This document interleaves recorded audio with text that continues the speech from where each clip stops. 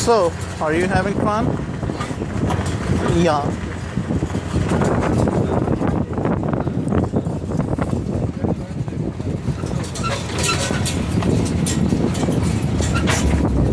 Oh, those are the wildebeest now.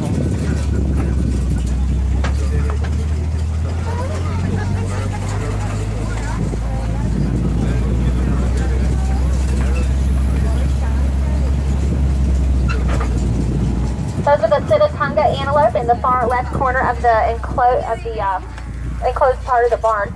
The male is a larger gray one with horns, and the female is smaller, brown, and has no horns. She's also got white lines and splotches on her. The gray and black antelope with the white beard on their chin are white-bearded wildebeest. And these are from the Serengeti Plains of Africa. These are also known as the common gnu and happen to be the most common species of wildebeest. Today there are roughly over 750,000 in their natural habitat across the Serengeti Plains. The babies here were born in June. They always have their babies in June in the wild as well as in captivity. These babies in this herd were all born within the same week, about 2.5 months ago.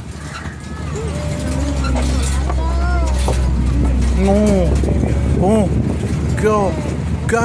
Oh. And did you see that bull with those big horns? To my right, the scimitar horned oryx will be across the pond. Scimitar horned oryx are from the Sahara Desert.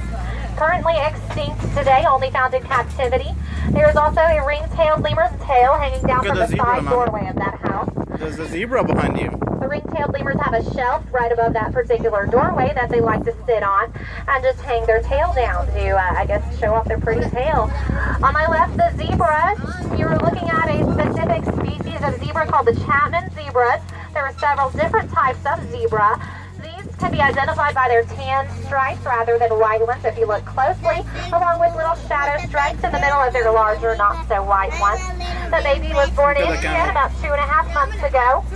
The baby is born any time of year. Zebras can have their babies any time of year in captivity. They give birth after about 13 months.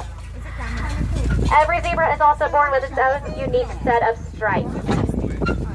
This is Cleo. She's lounging right now, not having a care in the world at the moment. Camels do like to lay down like this sometimes for a nap. From here you can see her callousy pads that are on the bottom of her feet, elbows, the knees, and one big one is on her chest. These keep the camel from being burnt by the desert sand in a desert region. A camel can walk around without being burned and can also lie down and sit in a very tightly crouched position, sitting only on those callousy pads. They can rest without being burned by the sand in that manner. If camels rest as a whole herd together, they'll rest with their heads resting on each other instead of on the ground where the ground is very hot. Cleopatra. Cleo. Cleo's not interested in anything right now. On my right, the nilgai under the trees over there. Nilgai are the largest antelope in Asia. They do come from India. They are one of the few antelopes that give birth to 2 babies at a time. In the left compartment of this barn, the addax. Addax come from the Sahara Desert. These are also a cousin of the scimitar. There's the baby zebra again. Recent studies have shown the main reason zebras have stripes. Up until recently, it has mostly been educated guesses, but zebras mainly have stripes. They say zebras mainly have stripes so that the bugs, the most pesky bugs in Africa, won't land on their skin and bite them. Some of the most pesky bugs in Africa do not like to land on striped or broken surfaces, only on the solid ones. So as a result, zebras are not bitten by as many bugs as their solid-colored friends in their own habitat. This is another baby zebra. He was born within the same week as the other guy back there. And on my right is Bluebell sticking her head out of the gate.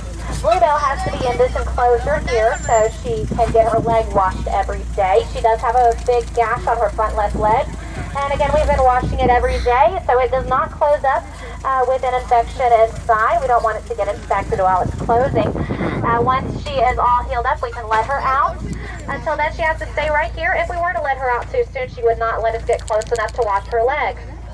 The rayas are in this enclosure to my right. Rayas are from the Cerrado of South America. Rayas get up to about 4 feet tall. They weigh 50 pounds and can run up to 15 miles per hour. They are a relative of the ostrich and do not fly. In the very back of this same enclosure, we should have a couple of greater kudu from South Africa. Back over there on my left are a couple of Chapman zebras. We also have the Grant zebra over there following a donkey around. Did you know zebras are more closely related to donkeys than to horses? That is a Grant zebra following the donkey around. He's a different kind from the Chapman zebras. He is also from the plains of Africa, and you can identify that one by his broad black stripes and smaller white ones in between. And it's really unfortunate that the camels still do not want to come up to us. The camels are way over there under the trees, way far away from us. But they will do what they want. Camels are pretty stubborn animals. And did you know camels also do not have water stored in their humps? They store fat inside of their humps, not water. They retain water in their body's tissue. To my left is where we keep an 8-foot long female.